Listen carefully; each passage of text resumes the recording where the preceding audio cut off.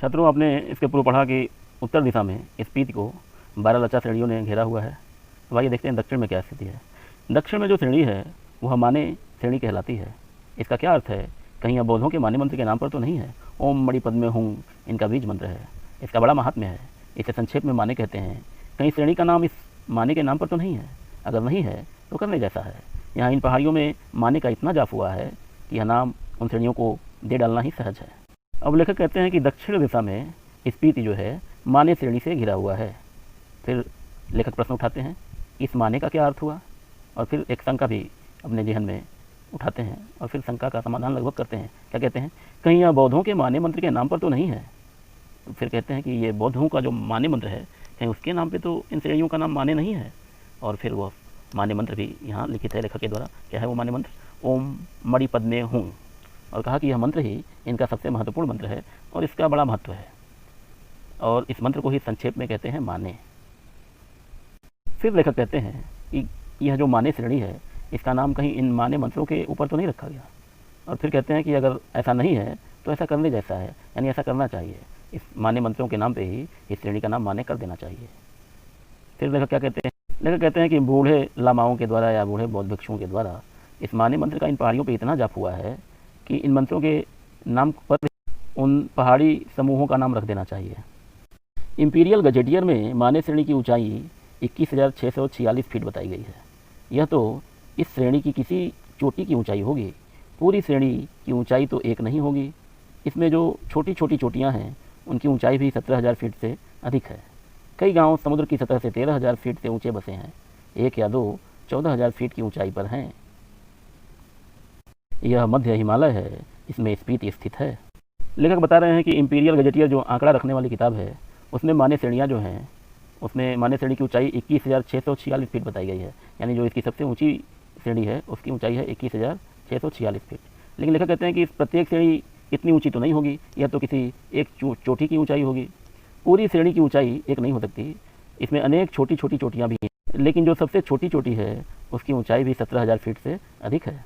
कहा कि इन माने श्रेणियों में कई गाँव बसे हुए हैं जो समुद्र तल से 13,000 फीट से भी अधिक ऊंचाई पर बसे हुए हैं और एक या दो गांव तो ऐसे हैं जो 14,000 फीट की ऊंचाई पर बसे हुए हैं। लेखक कहते हैं कि यह हिमालय का बीच वाला हिस्सा है जिसमें स्पीति स्थित है। इसके पार बाह्य हिमालय दिखता है। इसकी एक चोटी 23,064 फीट ऊंची बताई जाती है। इसमें कई चोटियाँ 20,000 फीट से अधिक ऊँची हैं। लेखक कहते हैं कि इसके बाद हिमालय का बाहरी हिस्सा दिखाई देता है और कहा कि इसकी बाहरी हिमालय की एक चोटी जो है 23,064 फीट ऊँची है और इसमें कई चोटियाँ तो 20,000 फीट से अधिक ऊंची हैं। मैं ऊंचाई के माप के चक्कर में नहीं हूँ, न इनसे होड़ लगाने के पक्ष में हूँ। वह एक बार लोसर में जो कर लिया तो बस है। इन ऊंचाइयों से होड़ लगाना मृत्यु है। हाँ, कभी कभी उनका मान मर्दन करना मर्द और औरत की शान है। मैं सोचता हूँ कि देश और दुनिया के मैदानों से और पहाड़ों से युवक युवतियाँ आएँ और पहले तो स्वयं अपने अहंकार को गलाएँ, फिर इन चोटियों के अहंकार को चूर करें। अब लेखक कहते हैं कि यहाँ जो ऊंचाइयों का मैं जिक्र कर रहा हूँ तो आप ये ना समझें कि मैं नाप जोक के चक्कर में पड़ गया हूँ और मेरा यह भी इरादा नहीं है कि मैं इन पहाड़ियों को चढ़ के विजित कर लूँ। एक बार ऐसा मैंने लोसर में कर लिया है, इसलिए मेरा इन पहाड़ियों पर चढ़ने का कोई प्रयास नहीं है, क्योंकि इन पहाड़ियों की ऊंचाइयों से होड़ लगाना मृत्यु को गले लगाने के बराबर है। हाँ, कभी कभी इन पहाड़ियों का मानमर्दन करना पुरुष और आदमी की शान है। और लेखक फिर कहते हैं कि देश के प्रत्येक कोनों से युवक और युवतियाँ यहाँ घूमने आएँ और इन पहाड़ियों पर चढ़ने के पहले अपने अहंकार को गलाएं, यानी समाप्त कर दें अपने अंदर से। अहंकार क्या? ये अहंकार मन में ना लाएं कि मैं इन पहाड़ियों को आराम से पार कर जाऊंगा, मेरा कुछ नहीं होगा, मैं तो 2 दिन में पार कर लूँगा, मैं तो 1 दिन में पार कर लूँगा। ऐसा अहंकार मन में लेकर ना आएँ। तो पहले अपने अंदर के अहंकार को मारें और फिर इन चोटियों के अहंकार को तोड़ें, यानी इन पहाड़ियों को चढ़ के विजित करें। फिर क्या करें? आनंद का अनुभव करें जो साहस और कुव्वत से यौवन में ही प्राप्त होता है। लेखक कहते हैं फिर इन चोटियों पर विजय प्राप्त करने के बाद आनंद का अनुभव करें, क्योंकि हिम्मत और जो साहस आपका होता है उससे ही जवानी में आनंद प्राप्त होता है। अब लेखक कहते हैं कि यह जो माने की श्रेणियाँ उदास हैं, वीरान हैं, बीहड़ हैं, तो यह केवल इसलिए नहीं है कि यहाँ कुछ होता नहीं है। इन चोटियों के अहंकार की वजह से ही नहीं है कि ये अपने ऊंचाइयों पर गर्व करती हैं तो कोई यहाँ आता नहीं है। केवल इतनी ही बात नहीं है। बात यह भी है कि ये माने की चोटियाँ बूढ़े लामाओं के जाप से उदास हो गई हैं। युवक युवतियाँ किलोल करें तो यह भी हर्षित हों। अब लेखक यहाँ एक चुटीले अंदाज में कह रहे हैं कि मेरा मानना है कि बूढ़े बौद्ध भिक्षु जो थे उन्होंने इन माने की श्रेणियों में इतना जाप किया है मंत्रों का कि ये पहाड़ियाँ उस जाप को सुन सुन के उदास हो गई हैं। तो मेरा मानना है कि जब युवक और युवतियाँ यहाँ आएंगे, आपस में मीठी मीठी बातें करेंगे, तो उनको प्रसन्न देख करके यह चोटियाँ भी प्रसन्न हो जाएंगी। अभी तो इन पर स्पीत का आर्तनाद जमा हुआ है। लेखक कहते हैं कि अभी तो इन पहाड़ियों पर स्पीत का करुण क्रंदन जमा हुआ है। वह इस युवा अट्टहास की गर्मी से कुछ तो पिघलें। यानी जब युवक और युवतियाँ यहाँ आएंगे और ठहाके लगाएंगे इधर, तो उनके ठहाकों की गर्मी से यह आर्तनाद जो है कुछ तो पिघलेगा। यह एक युवा निमंत्रण है। अब लेखक कहते हैं कि यह युवाओं के लिए मेरा निमंत्रण है कि वह यहाँ आएँ। लाहौल की तरह ही स्पीत में भी 2 ही ऋतुएं होती हैं। कहीं मैंने 6 ऋतुओं का बखान किया है, वह अभ्यास दोष के कारण है। यहाँ जून से सितंबर तक की एक अल्पकालिक वसंत ऋतु है, शेष वर्ष शीत ऋतु होती है। बसंत में जुलाई में औसत तापमान 15 अंश सेंटीग्रेड और शीत में जनवरी में औसत तापमान 8 अंश सेंटीग्रेड रिकॉर्ड किया गया है। औसत से कुछ अंदाज नहीं लगता। बसंत में दिन गर्म होता है, रात ठंडी होती है। शीत में क्या होता है इसकी कल्पना ही की जा सकती है, कभी रहकर देखा जा सकता है। लेखक कहते हैं कि लाहौल की तरह ही स्पीत में भी 2 ही ऋतुएं होती हैं। वो कौन कौन सी हैं? कहा कि एक वसंत और दूसरा ठंड। लेखक कहते हैं कि मैंने कहीं 6 ऋतुओं का बखान किया है, और वह जो बखान कर दिया है वह केवल मेरे अभ्यास दोष के कारण उसका बखान हुआ है। अभ्यास दोष यानी कहीं भी विश्व के कोने में या भारत में 6 ऋतुएं होती हैं अक्सर, तो भारत का ही ये भी हिस्सा है, लेकिन वहाँ 2 ही ऋतुएं होती हैं। तो अधिकतर जगह चूँकि 6 ऋतुएं होती हैं, इसलिए अभ्यास दोष के कारण मैंने कहीं 6 ऋतुओं का बखान किया है, तो उसे माना जाए इसका कारण अभ्यास दोष को। फिर कहते हैं लेखक कि स्पीत में जून से सितंबर तक की एक अल्पकालिक वसंत ऋतु की अवधि होती है। अल्पकालिक यानी थोड़े समय तक रहने वाली, थोड़े समय के लिए। तो यानी 4 महीने का एक छोटा समय वसंत ऋतु का होता है, और शेष 8 महीने यहाँ सर्दी की ऋतु होती है।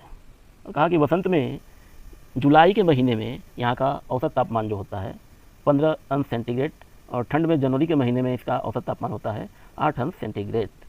लेकिन कहा कि ये जो औसत बताया जा रहा है, इस औसत से यहाँ के ठंड और गर्मी का अंदाज़ा नहीं लगाया जा सकता। वसंत ऋतु में और ठंडी की ऋतु में देखिए अंतर क्या होता है। वसंत में दिन हालांकि गर्म होता है, लेकिन रात फिर भी ठंडी होती है।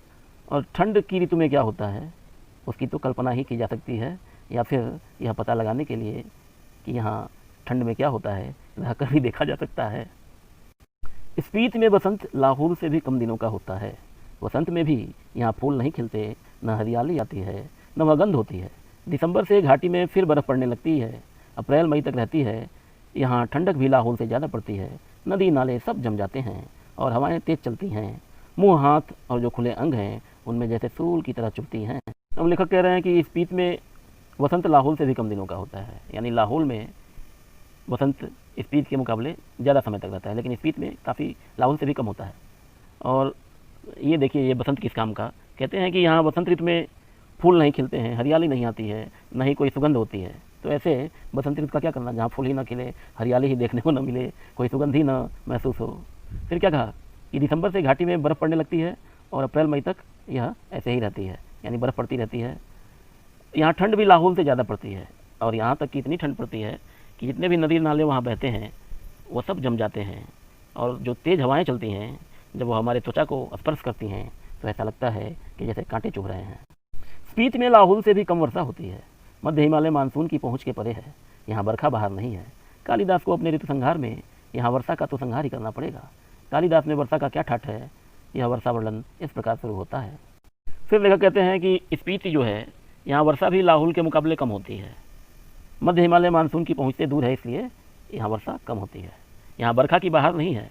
और कालिदास ने जो किताब लिखी ऋतु संहार, तो अगर यहाँ का वर्णन वो करें अपने ऋतु संहार में तो यहाँ वर्षा का भी उन्हें संहार ही करना पड़ेगा, यानी वर्षा की बात हटानी पड़ेगी। क्योंकि इतनी बात तो वो भी समझ जाएंगे, यहाँ मध्य हिमालय में स्पीत में बारिश बहुत कम होती है।